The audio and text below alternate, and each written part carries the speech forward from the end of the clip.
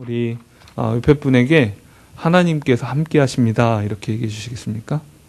하나님께서 함께 하십니다. 예. 하나님께서 함께 하십니다. 그러면 서로 이렇게 인사할 때 우리 다들 얼굴에 미소가 지어집니다. 하나님이 함께 하심이 우리에게 얼마나 큰 힘입니까? 그렇죠?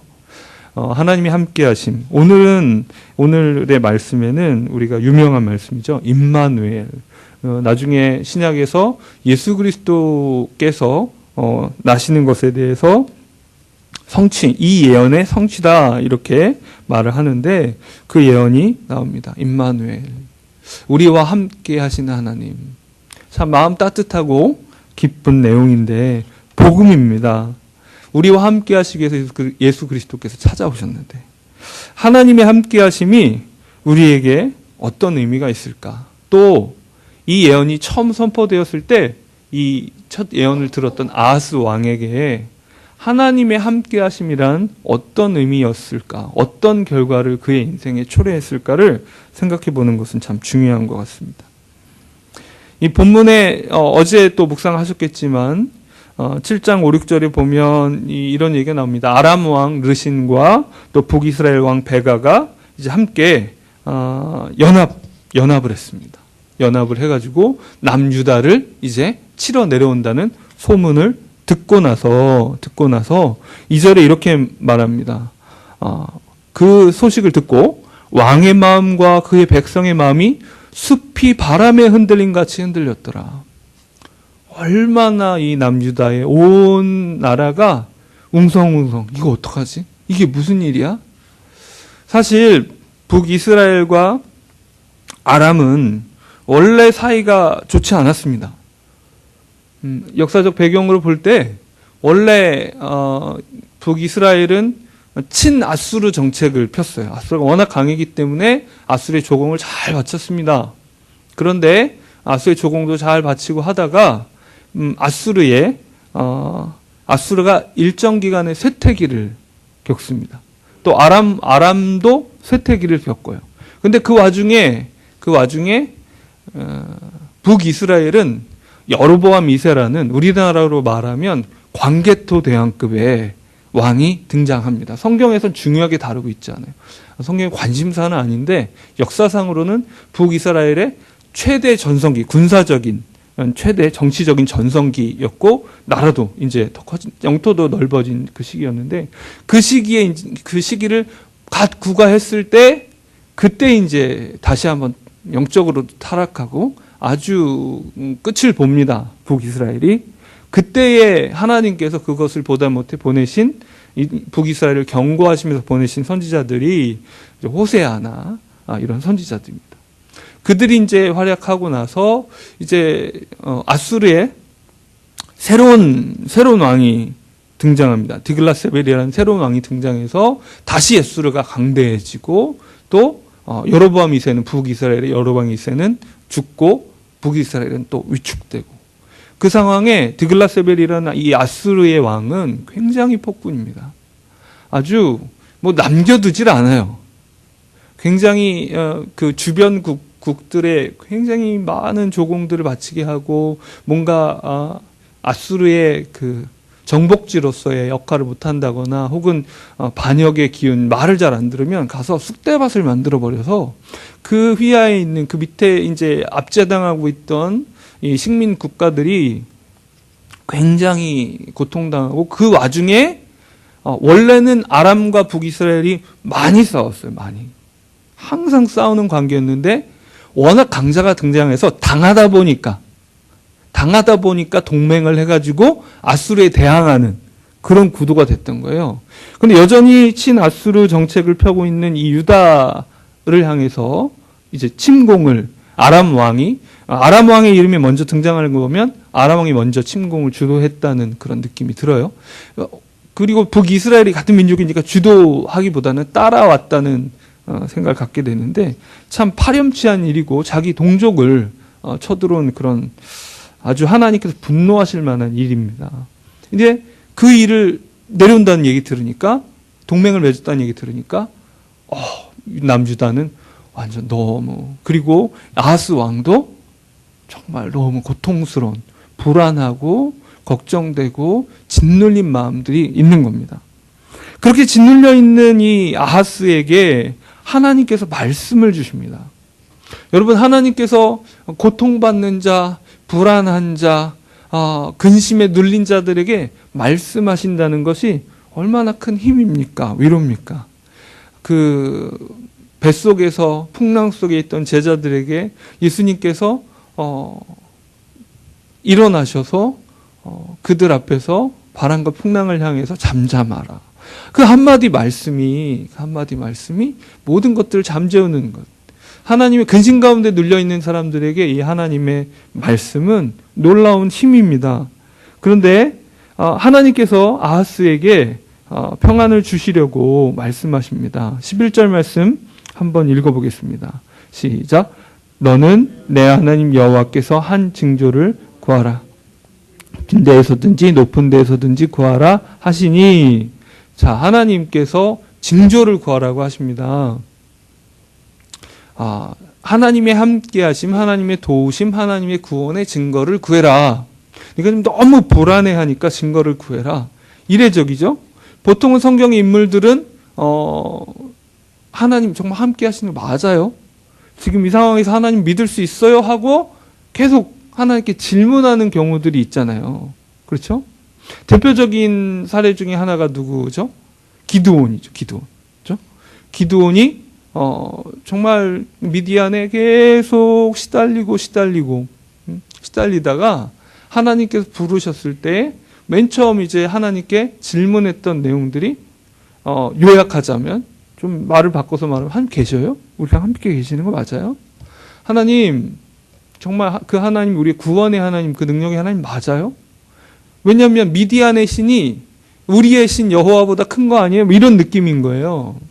세상에 계속 유린당하는 신자들이 갖고 있는 그 불안이죠. 내가? 아니, 하나님 함께 계시는 거 맞아? 근데 내가 왜 이렇게 고통을 당해? 왜 이렇게 불신자들이 나를 힘들게 하고, 난 직장에서 쫓기고, 난 매달 이 수입이 너무 불안정하고, 하나님이 채우시는 것 같지 않고, 막, 그러니까 어때요? 주변 사람들도 왜 믿는 형제들, 믿지 않는 형제들 같이 있으면, 그런 마음의 부담이 있잖아요. 내가 그래도 믿는 사람인데, 형제 중에 믿는 사람인데, 그래도 내가 하나님이 계신 곳을 내 삶으로 좀 보여줘야 될 텐데, 장장 형제들이나 누구한테 당장 옆에서 어때요? 병에 걸리거나 가난하거나 그러면 막 옆에서 그러잖아요. 예수 믿는다고 하더니, 하나님 믿는다고 하더니 뭐 그냥 사는 것도 별볼 없고, 뭐 그렇게 맨날 새벽 기도하더니, 야, 큰 병은 왜 걸리고, 야, 그거 뭐하러 믿었냐, 이런 얘기들을 들을 것 같은 생각이 드니까 우리가 또 하나님 믿지 않는 이 형제들에게 좀 덕이 되길 원합니다. 어떻게 하면, 그렇죠? 믿지 않는 사람들에게 있어서는 그 육신의 안위가, 그의 신이 힘 있는가 힘이 없는가를 드러내주는 척도와도 같이 느껴지기 때문에. 그런데 어때요? 그 얘기를 계속 듣다 보면 우리 자신의 마음이 그것에 설득되죠. 하나님의 복과 하나님의 함께하심의 증거가 반드시 우리 육신의 안락함을 통해서 드러나야 되는 것이 아니고, 그걸 통해서 증명되지 않으면 하나님이 안 계시거나 무력한 것이 아니라는 사실을 배워서 알고 들어서 알지만, 우리의 심중에 어때요? 계속, 야, 너네 하나님은 뭐냐? 뭐 하나님 믿는다더니 교회 오래 다니더니 너는 네 인생이 별볼이 없어 보이고 뭐 그러냐? 이렇게 얘기할 때 우리 마음이 설득되면 그들에게 이야기해주는, 나의 하나님에 대해 이야기해주는 게 아니라 하나님께 이제 묻게 되죠. 계셔요? 힘이 있는 거 맞으셔요? 이렇게 묻는 거죠.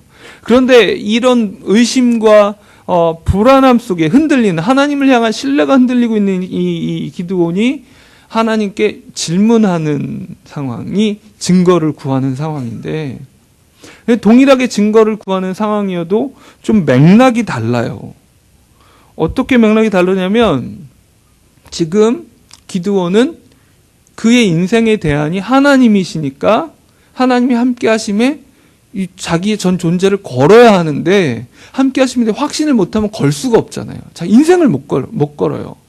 그러니까 인생을 걸고 싶어서 하나님 신뢰하고 싶으니까 그 증거를 보여주세요. 근데 이 불안에 떨고 있는 이 아하스는 하나님께서 이 인간이 이게 증거가 필요하겠다. 나의 함께함에 대한 뭔가 증거가 필요하겠다. 정말 얼마나 신뢰가 없으면 하나님 나라의 백성의 왕으로 세워놨더니 이게 이렇게 불안해가지고 바람에 흔들리는 숲이야. 이사를 보내서 말씀해 주십니다. 구해라. 그러니까 아하스가 뭐라고 대답합니까? 우리 한번 12절 읽어볼까요? 시작. 아하스가 이르되 나는 구하지 아니하겠나이다. 나는 여호와를 시험하지 아니하겠나이다 한지라. 뭐 대단하지 않습니까? 뭐가 생각나세요? 예수님 생각나지 않으세요? 광야에서 예수님이, 그죠? 하나님을 시험하지 말아라. 그죠? 사단을 물리치실 때 했던 그 말과 거의 유사하잖아요. 얼마나 경건한 대답처럼 보입니까? 그런데 그것에 대해서 이사야는 이렇게 얘기합니다. 13절에 제가 읽겠습니다. 이사야가 이르되 다윗의 집이여 원하건대 들을지어다. 제발 좀 말귀를 들어라. 너희가 사람을 괴롭히고서도 그것을 작은 일로 여겨 또 나의 하나님을 괴롭히려 하느냐? 무엇으로 괴롭혔을까요? 위선. 이런 척, 저런 척. 없는 데 있는 척.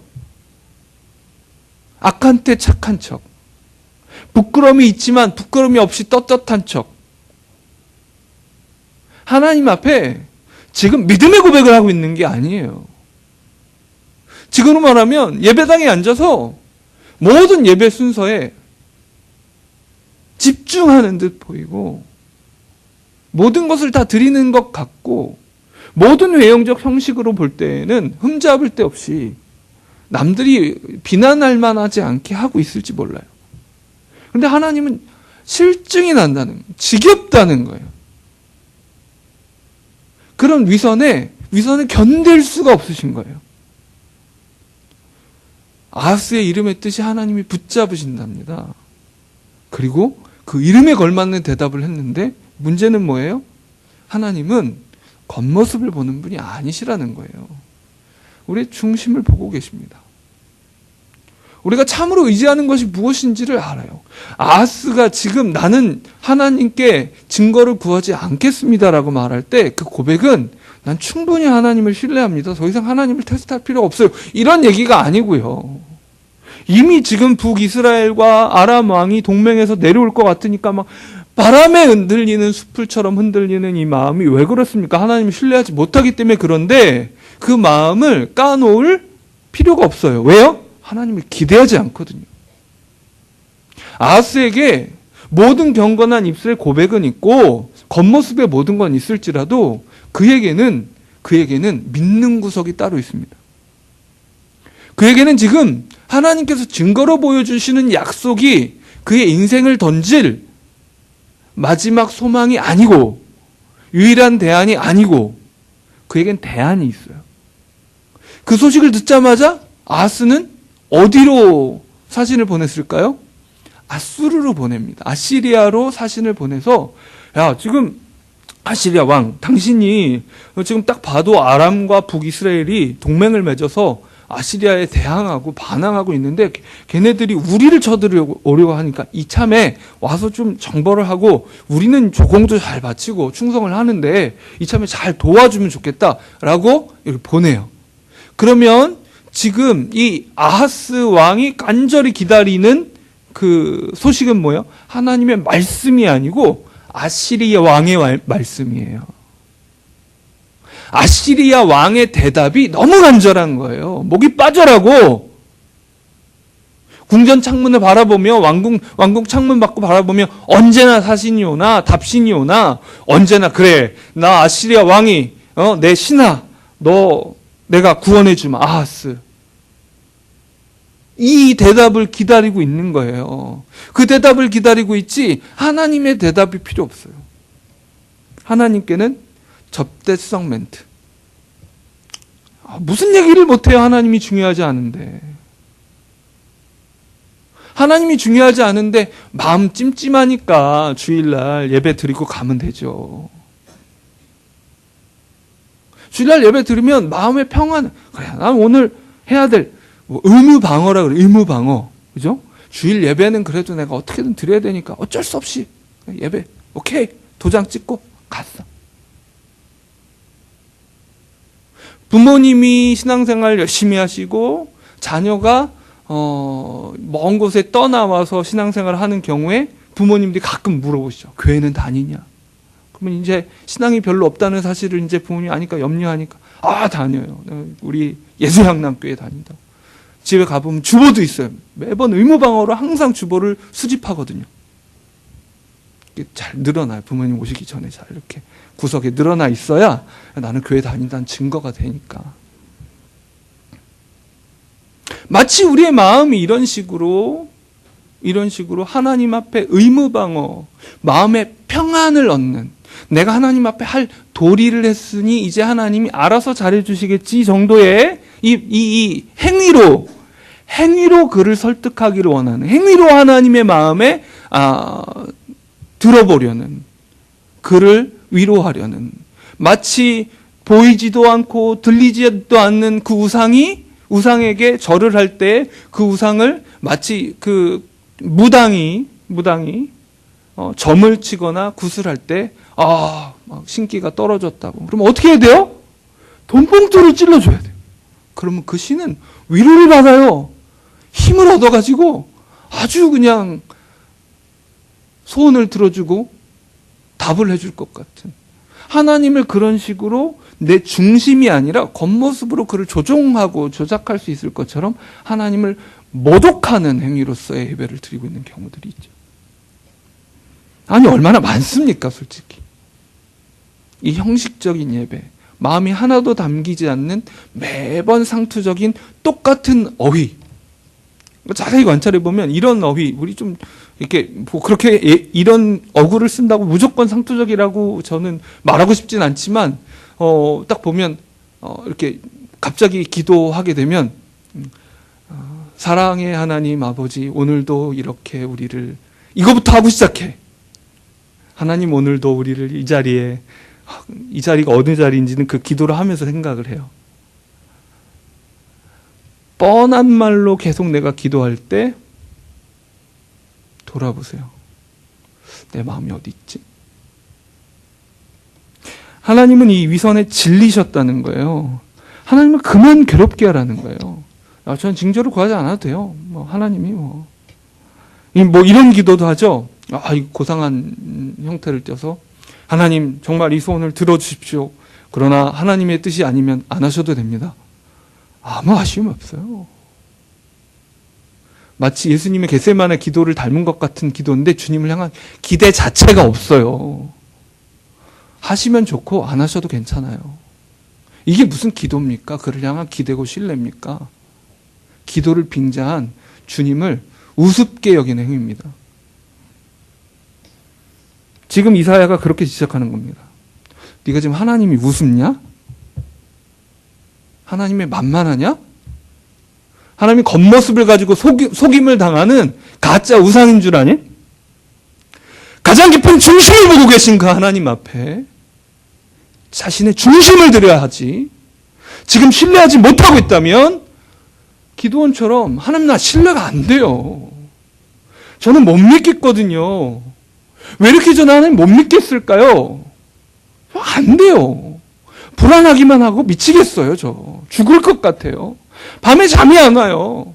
하나님이 함께 하시며 모르겠어요. 저는 좀 보여주세요. 이렇게 말을 하는 것이 믿음입니다. 오히려 자신의 딸을 귀신을 제자들이 쫓아내지 못하는 것을 보고 주님 하실 수 있거든. 귀신을 쫓아내 주십시오. 내 딸을 치료해 주십시오. 라고 말하는 그 아버지에게 예수님이 책망하십니다. 할 수 있거든이 무슨 말이냐. 그때 그 아버지가 어떻게 얘기해요? 내가 믿나이다. 나의 믿음 없음을 도와주소서. 내 믿음이, 내 마음이, 이 강팍함이, 이 의심이 내 마음으로는 어떻게 안 돼요, 하나님. 의심은 항상 나쁜 거라고요? 아니요. 우리 마음에 의심이 계속 찾아오잖아요. 하나님 신뢰가 안 되잖아요. 내일이 불안하잖아요. 어떻게 해야 될지 모르겠잖아요. 목이 타고 바짝바짝 마르잖아요. 불안해서 바람에 흔들리는 숯불, 아니 그저 바람이 아니라 살랑 바람이 아니라 강풍에 나뭇가지가 꺾이는 것처럼 내 마음이 꺾어져 나가잖아요. 그때 하나님 안 믿어집니다. 못 견디겠습니다. 이 의심이 바로 이 의심을 표현하는 것이 하나님이 그렇게 마음 좁지 않으세요. 우리를 지으신 그 하나님이 우리를 이해 못하지 않으세요. 우리가 얼마나 약한 인생인지 아신단 말입니다. 예수님이 베드로가 저는 죽을지라도 주님을 따라가겠습니다 라고 얘기할 때 아셨잖아요. 네가 나를 닭 울기 전에 3번 부인할 거다. 어떻게 하세요? 이제는 제자도 아니야. 내가 너한테 한 게 얼만데 너희 장모님 구해준 병 고쳐준 거에다가 내가 바다 위를 걷고 말이야. 변화산상에서 보여준 영광을 기억 못하냐? 네가 앞으로 날 배신할 거야. 네가 제자냐? 이렇게 하시지 않고 겟세마네에서 그분이 기도하셨습니다. 우리 주님이 좀 깨어서 기도하라고 증인 겸 함께 기도하라고 3명 탁 데리고 갔는데 그 3명 중에 하나 베드로잖아요.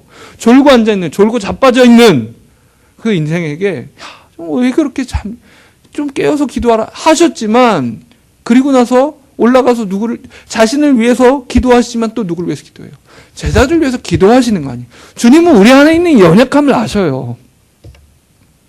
아무리 봐도 정직하게 들여다보면 너무나 파렴치한 지금까지 베푸신 하나님의 은혜를 생각했을 때는 이게 은혜를 밑빠진 독에 쏟아 붓는구나 부어 싶을 정도로 정말 아무것도 아닌 우리의 내면을 그분이 보고 계셔요. 보고 계셔요. 아닌 척하지 마십시다.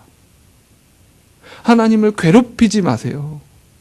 그냥 정직하게 우리 정말 가짜 같은 인생, 제자라고 말하기에는 너무나 우리의 입술이 부끄럽고 파렴치한 그 인생을 주님께 그냥 고백하시자고요. 저는 아직도 주님이 안 믿어져요, 주님. 저는 아직도. 왜 기도하지 않아요? 왜 구하지 않아요? 기대하는 마음이 없어서 그래요. 기대하는 마음이 없어서 그래요. 실질적으로 나의 대안이 그게 아니니까 우상을 향해서 구합니다. 우상을 향해서 구해요. 제가 결혼한 지 얼마 안 됐을 때 차 몰고 나가서 교통사고를 냈어요. 제가 뒤에서 이 우회전에서 꺾는데 화물차가 있고 그 뒤에 차가 또 이중주차, 아무튼 천천히 가든지 잘 기억도 안 나요. 근데 제가 훅 꺾다가 받아버렸어요. 숨어있는 차를. 첫 사고를 냈는지, 그러니까 쿵 하는 사고는 처음 냈던 것 같아요. 툭 하는 접촉사고만. 야, 이거 어떡하지? 아내한테 전화를 했어요. 사고가 났네. 침착한 척하고 이제 전화를 했어요. 빨리 보험사에 전화를 해요. 맞아, 보험사에 전화를 해야지. 생각도 안 난 거죠. 전화하고 보험사에서 와서 다 처리하고 가서 모든 걸 다 하고 보험회사 직원이 이제 부웅 하고 안녕하세요 쭉 하고 와서 나가고 주님. 그러고 나서 깨달았어요.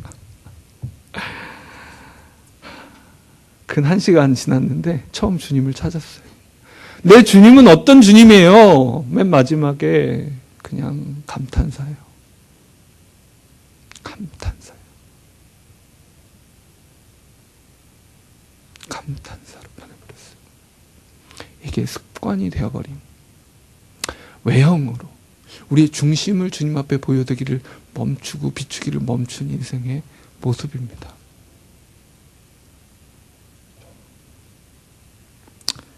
이 영적 위선자에게, 이 아하스 위선자에게 약속하시고 말씀하십니다. 네가 구하든 구하지 않든 내가 징조를 보여주마. 보라, 처녀가 잉태하여 아들을 낳을 것이요 그 이름을 임마누엘이라 하리라. 1차적으로 이 예언은 예수님을 향한 예언 이전에 이 시대를 향한 예언입니다. 이제 처녀가 잉태해서 아들을 낳고 또 사리를 분별하기까지 대략 한 12살 보는 거죠. 그때까지 이제 지나기 전까지 하나님께서 이 아람과 북이스라엘을 아주 심판하실 거다. 하나님 보시기에 가증한 일이었습니다. 아람이 하나님 백성들을 치려는 것도 그렇고 또 북이스라엘이 이방 민족과 동맹을 맺어가지고 자기 형제 유다 백성을 치러 내려오는 것 자체가 너무나 이 하나님 보시기에 아주 더러운 일이었습니다. 하나님께서 끝끝내 심판하시겠다 말씀하시고 실제로 그렇게 하십니다. 아수르를 통해 그렇게 하십니다. 그런데 그 심판이 그리로 끝나는 게 아니에요. 이 임마누엘, 우리와 함께 계시는 하나님의 증거가 아하스 왕에게는 어떻게 나타나냐면 하나님을 전혀 신뢰하지 않으면서도 하나님을 기만하고 겉으로 속이고 모든 거룩한 행동과 말로, 아하스가 그래도 명문가 출신이잖아요. 네? 그 할아버지가 우시야입니다. 우시야. 경건의 형식은 다 알았을 겁니다. 종교 개혁을 했던 자기 할아버지 영향을 겉으로만 받은 거죠. 여러분, 그래서 하나님이 그 함께 계신 하나님이 어떻게 하시냐면, 우리가 함께 계신 하나님 할 때 우리 함께 미소 지었지만 또 두려워해야 합니다. 함께 계신 하나님이 그 안에 있는 모든 죄악을 낱낱이 드러내시고 낱낱이 심판하셨습니다. 그의 실상을 다 까발리시는 거예요. 어떤 식으로 까발리시냐면, 목이 빠져라 아수르 왕만 기다리고 있었잖아요. 그의 우상은, 그의 의지는, 그의 소망은 아수르였어요. 그 입의 말이 가장 중요해요. 여러분, 무슨 말이 중요하세요? 누구 말이 중요하세요? 누구 눈치 보세요? 뭔가를 결정할 때 가정에서 아이들이 딱 알아요. 엄마한테 물어봐야 되는지 아빠한테 물어봐야 되는지, 가정의 권력자가 누군지를 알아요. 할머니 할아버지랑 살면, 예를 들어 할머니 할아버지가 돈이 많으셔. 그럼 결정권이 할아버지 할머니한테 있다고 생각하면 어떻게 돼요? 할머니 할아버지한테 먼저 얘기를 해요. 부모한테 얘기 안 하고. 어쨌든 그 결정권이 있는 사람의 눈치를 봐요. 네? 좀 그렇게 인격적으로 성숙하고 고상한 부모면, 혹은 뭐 독재자들 그러긴 하는데, 가정에 규칙이 있어요. 그래서 그 규칙을 따르면 큰 어려움이 없어요. 그런데 이 가정에 규칙이 없는 집들이 있어요. 가정에 규칙이 정해져 있지 않는 집들의 규칙은 뭘까요? 엄마의 기분이 규칙이에요. 아빠의 기분이 규칙이에요. 그가 왕이에요. 그가 우상이에요. 그 앞에 모두가 절합니다. 그가 우상이기 때문에. 그의 감정과 그의 분노가 우상이에요. 벌벌벌 떨어요.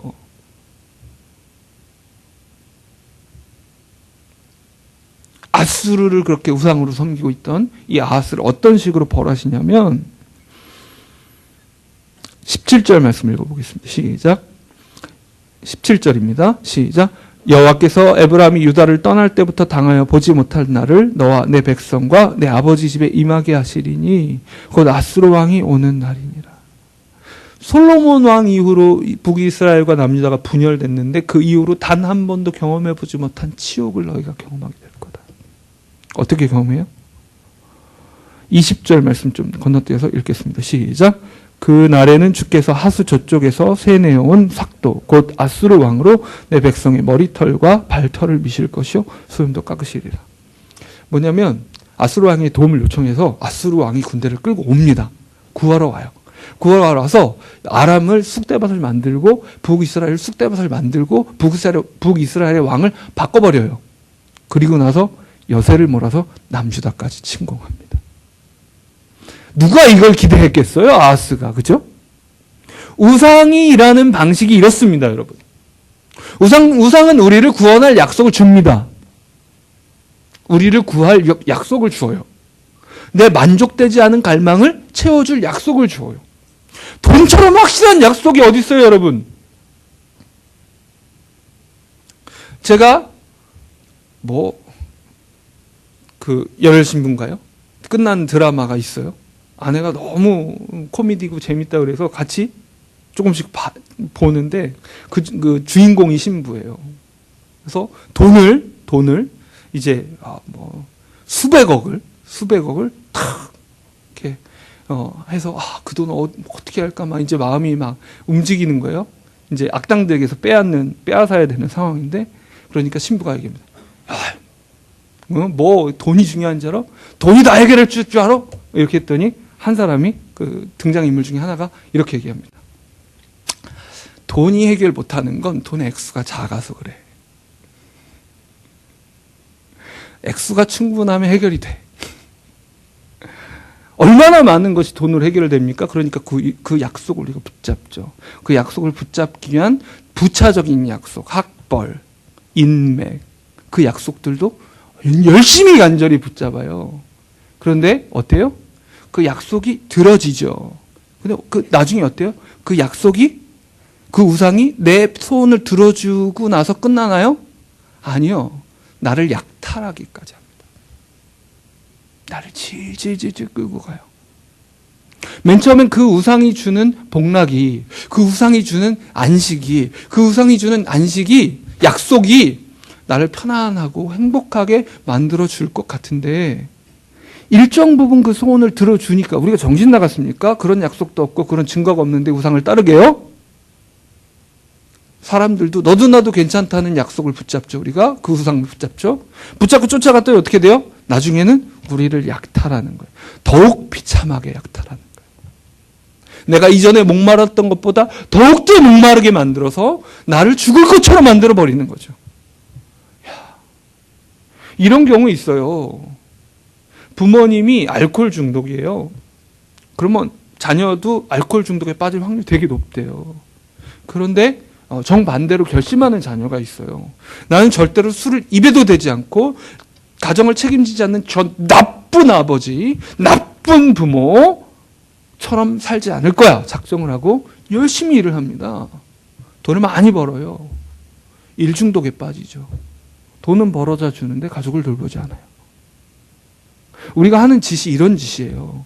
이게 너무 싫으니까 이것만 아니면 다 해. 아무거나 다 해. 교회 공동체를 바라보는 시야도 여러분 우리가 잘 생각해야 돼요. 어떤 교회에서 상처를 받으셨을 수도 있죠. 혹은 어떤 사람이 상처받을 수도 있죠. 이게 너무 싫으니까 이것만 아니면 다 돼요. 엉망진창. 아무거나 다 돼요. 이것만 아니면. 내가 이게 싫으니까. 이게 우상숭배예요. 내가 싫어하는 것으로도 우상숭배를 할 수 있다는 사실 아세요? 내가 싫어하는 것으로 우상숭배를. 부모님이 나에게 못해줬어. 부모님이 그 부분이 너무 싫어. 그게 우상숭배예요. 그것만 안 하면 다 돼. 이게 우상숭배예요. 똑같이 죄를 범하고 똑같이 엉망진창을 만들어 놓습니다. 이제 뒤 이어 나오는 모든 말씀이 얼마나 핍절하게 되는지, 얼마나 메마르게 하실지, 얼마나 그 우상을 세내온 삭도, 이건 표준어 성경에서 뭐라고 했냐면 빌려온 면도칼 이렇게 해놨어요. 면도칼로 잘 하려고 그러는데 그걸로 이제 내가 당하는 거죠. 나를 지키려고 가져온 칼로 내가 찔리는 거예요. 여러분 어떠십니까? 이 말씀 앞에 저는 그냥 솔직히 말씀드리면 이 설교하면서 진짜 내가 이 위선자가 이 얘기를 해야 되나 싶은 마음이 들어요. 우린 실패합니다. 아하스보다 얼마나 나으면 나을까요? 그런데 여러분, 이 임마누엘의 예언이 2차적으로 궁극적으로 어떻게 이루어집니까? 예수 그리스도를 통해서 이루어집니다. 임마누엘의 하나님은 이 본문 안에서는 징계의 하나님이고 죄악을 드러내는 하나님이고 철저히 심판하신 하나님입니다. 우상의 헛됨을 철저히 드러내신 하나님이신데 예수 그리스도, 임마누엘이신 예수 그리스도를 통해서 하나님이 함께 하시면 어떻게 드러납니까? 그가 우리의 이 모든 아하스의 마음, 실패한 마음, 하나님을 향해서 기대할 것도 없는 마음, 우상을 향해서 조아리는 이 마음, 그것을 실패했기 때문에 철저히 유린당해야 마땅한 이 마음, 이 인생들을 향해서 철저하게 하나님의 분노가 쏟아지는 것을 보여주시는 임마누엘의 하나님이세요. 어떻게 해요? 십자가 위에 우리의 이 실패한 인생을 향한 하나님의 모든 분노가 남김없이 예수님의 십자가 앞에 쏟아져 내렸습니다. 그가 다 당하셨습니다. 남김없이. 그것으로 임마누엘이 보여집니다. 예수님은 십자가에 지시기 위해 임마누엘로 찾아오셨습니다. 하나님의 심판이 이루어지기 위해, 우리를 향한 하나님의 심판이 예수 그리스도께 이루어지기 위해 이 땅에 임마누엘로 오셨습니다. 그러기에 결론적으로 우리에게는 임마누엘이 평안입니다. 이 약속이 결국 평안입니다. 그분은 자녀를 포기하지 않으시고 징계하실지라도 다시 끌어안는 분이시기 때문입니다. 그럼 그분 앞에 불신앙을 고백합시다. 다 털어놓읍시다. 척하지 말고 있는 그대로 다, 없으면 없는 대로, 불신앙으로 고민하면 고민하는 대로, 우상에 벌벌 떨고 있으면 떨고 있는 대로, 바람에 흔들리는 숲을 같은, 아니 강풍에 꺾여지는 나뭇가지 같은 이 마음을 주님께 그대로 보여드립시다. 그리고 임마누엘의 하나님을 다시 한번 경험하시기를 소원합니다. 우리 기도하시겠습니다.